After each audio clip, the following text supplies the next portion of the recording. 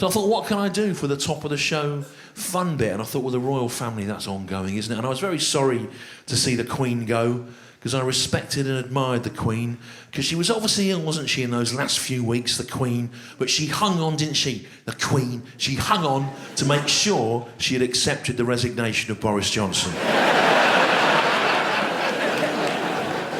I don't know what it's like here in Salford, but down in London, the monarchists struggled to know how to grieve for the Queen. And because she'd been in that little Paddington comedy sketch on Comic Relief, a lot of the monarchists, they left marmalade sandwiches outside.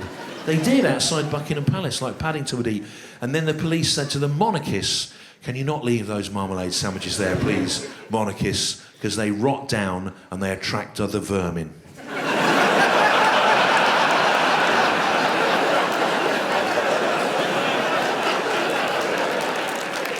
A lot of the monarchists, they left little Paddington Bear dolls outside Buckingham Palace. That was all right. So what happened to them, the royal footman gathered them up and they were given to Prince Andrew to use as bait.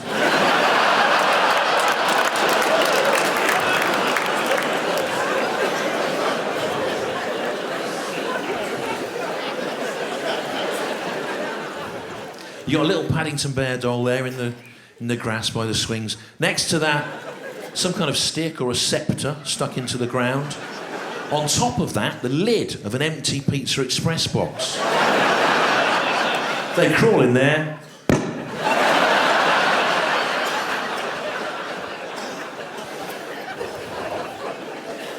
I submitted that joke to a Sunday newspaper. And they said, we can't really print that. Can you rewrite it? So I rewrote it. I put, the royal footman gather up the Paddington Bear dolls and give them to Prince Andrew to use as he sees fit. And they said, that's worse, really. Because of what's left unsaid. You know, the suggestion Prince Andrew is sitting, lying on silken sheets in the royal apartments, calling to the footman beyond the door, more Paddingtons now! And they're throwing the Paddingtons in, one after another, as fast as Prince Andrew can ruin them. Paddington, ruined, and he never broke a sweat. He never broke a sweat. He doesn't sweat. So, I was supposed to have a stand-up show on BBC Two the night before the Queen's funeral on the Sunday night, and they cancelled it on the day because everyone was so worried, weren't they, about what was the right thing to do, you know.